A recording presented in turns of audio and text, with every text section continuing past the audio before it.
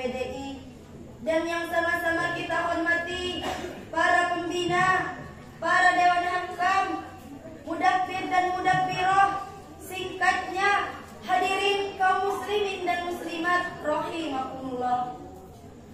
Marilah kita mensyukuri nikmatnya Allah Subhanahu wa taala yang telah menjadikan kita sebagai manusia, hamba yang memujinya dengan pengasih dan penyayangnya, pengasih yang tidak pernah pilih kasih dengan sayangnya yang tiada terbilang.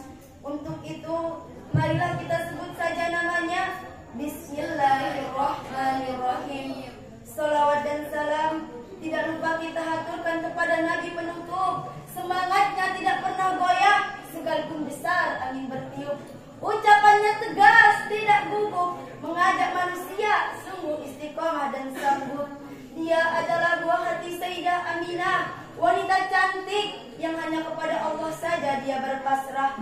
Bapaknya bernama Abdullah, maka lahirlah seorang laki-laki yang dikenal dengan Muhammad bin Abdullah sallallahu alaihi wasallam, yang jiwanya bersih bagaikan kaca, kuat bagaikan baja, bersinar, berkilauan bagaikan permata. Dialah Nabi kita. Siapa yang mengikutinya, siapa yang mencintainya, siapa yang menghidupkan sunnah-sunnahnya, siapa yang mendakwakan sunnah-sunnahnya, maka sungguh dia dicintai oleh Allah Subhanahu wa taala. Tema pidato tiang adalah wanita akhir zaman. Hadirin kaum muslimin dan muslimat rahimakumullah.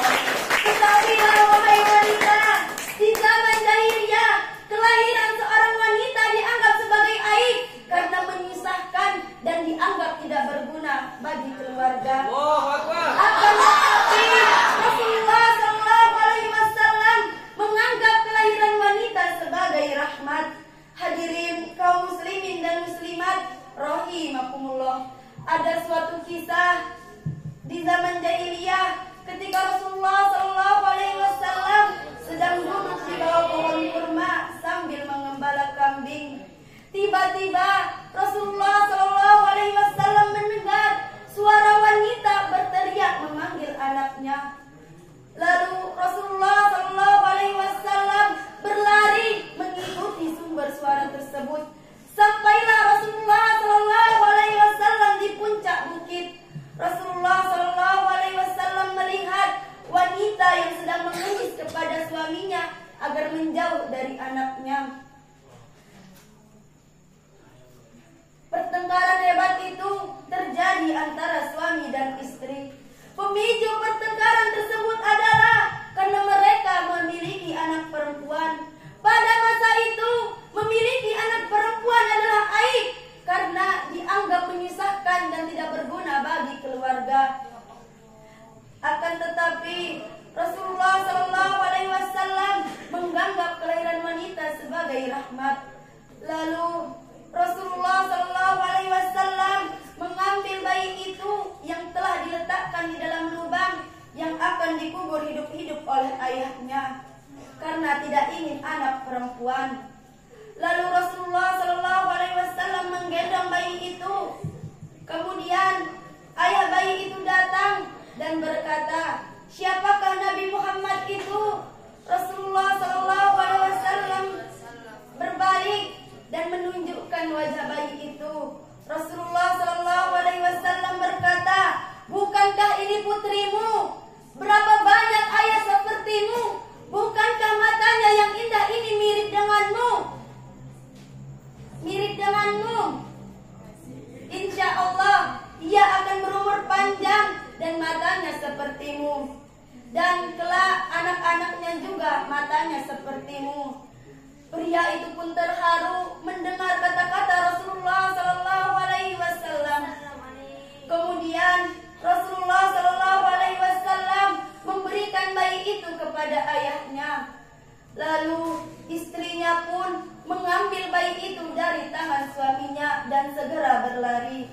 Rasulullah sallallahu alaihi wasallam pun pergi. Pria itu menatap kepergian Rasulullah sallallahu alaihi wasallam. Betapa mulianya akhlak baginda Rasulullah sallallahu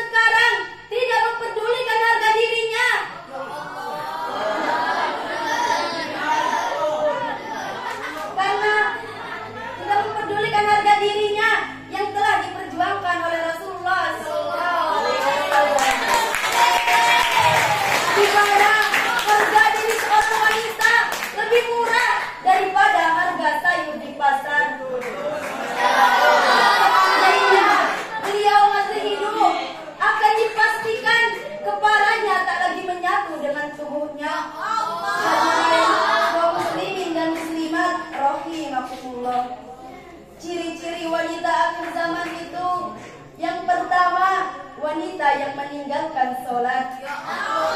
Yang kedua, wanita yang berpakaian tapi telanjang. Yang ketiga, wanita yang suka pamer. Yang keempat, wanita yang kufur kepada suaminya. Yang kelima, wanita yang murtad. Yang keenam, wanita yang membaca Al-Quran tapi tidak mengamalkannya. Yang ketujuh, wanita penyebar fitnah atau bohong. Yang kedelapan, wanita yang merasa dirinya paling benar. Hadirin kaum muslimin dan muslimat rahimakumullah. Kesimpulannya adalah, marilah kita, wahai kaum wanita, marilah kita menjaga harga diri kita, karena Rasulullah SAW saja menganggap kelahiran wanita sebagai rahmat. Masa kita sebagai wanita merusak harga diri kita yang telah diperjuangkan oleh Rasulullah SAW? Untuk itu, marilah kita menjaga kehormatan kita sebagai wanita. Bono Malik sakit tiang, gara-gara jangan terasi. Sekian dan terima kasih. Mungkin hanya ini yang dapat yang sampaikan.